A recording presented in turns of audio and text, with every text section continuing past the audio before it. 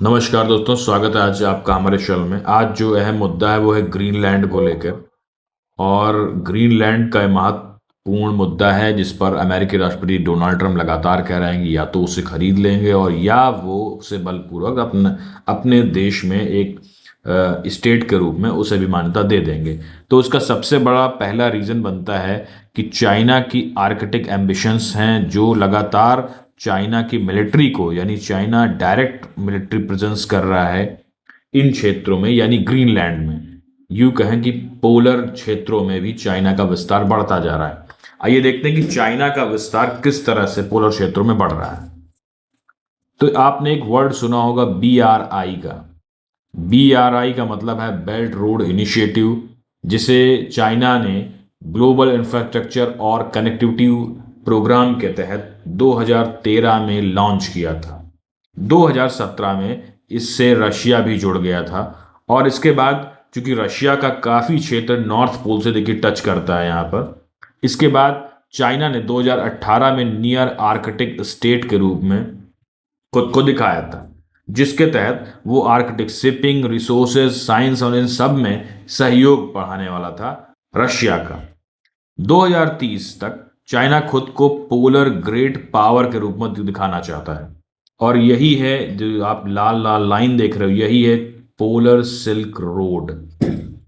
यही polar silk road जो यहाँ से, यानी यहाँ से उठेगी और ये रशिया के क्षेत्रों से होती हुई जाएगी, और ये अलास्का यानी यूएस का एक स्टेट है, इसके पास से होते हुए बेरिंग स्ट्रेट के पास से निकलेगी। तो कहीं ना कहीं अमेरिका का सबसे बड़ा क्षेत्र अलास्का प्रभावित होने वाला है। डेनमार्क यानी ग्रीनलैंड का जो ये क्षेत्र है, उस पर ग्रीनलैंड में ऑलरेडी यूएस की मिलिट्री प्रेजेंस है। लेकिन यूएस का जो क्षेत्र है वो किसी भी तरह से अब चाइना की शक्ति से अछूता नहीं है, इसे अमेरिकन अच्छी तरह से जानते हैं। और यही एक सबसे बड़ा रीजन है कि लगातार ग्रीनलैंड को अपनाने की बात राष्ट्रपति डोनाल्ड ट्रंप करते आ रहे हैं। एक और दूसरा सबसे बड़ा रीजन बनता है इकोनॉमिक का। आप सभी को पता है कि 700 बिलियन अमेरिकन डॉलर, जी हाँ, इस वर्ल्ड को याद रखिए कि ग्रीनलैंड के पास 700 बिलियन अमेरिकन डॉलर की नेचुरल रिसोर्सेज हैं। अब आप खुद समझ सकते हैं कि डेनमार्क सबसे बड़ा नेचुरल रिसोर्सेज एक तरह से स्टेट है, जिसे हम डेनमार्क का भी स्टेट कह सकते हैं। इस समय तो प्रेजेंस डेनमार्क के ही कंट्रोल में है। तो और उस क्षेत्र पर चाइना अपना कंट्रोल बढ़ाता जा रहा है वाया पोलर रोड इनिशिएटिव। इसके तहत अब देखते हैं कि ग्रीनलैंड पर कौन कौन से नेचुरल रिसोर्सेस विद्यमान है। तो आप सभी को पता होगा रेयर अर्थ मटेरियल। अभी हाल ही में चाइना ने रेयर अर्थ मटेरियल पर इंपोर्ट पर काफी बैन लगाए हैं, और ऐसा उसने अपनी सिक्योरिटी को देखते हुए किया है। तो और यूएस से चाइना से रेयर अर्थ मटेरियल खरीद भी रहा था। फिर उसने, जब चाइना ने यहाँ ब्लॉक किया, तो उसने अन्य देशों की तरह देखना शुरू किया।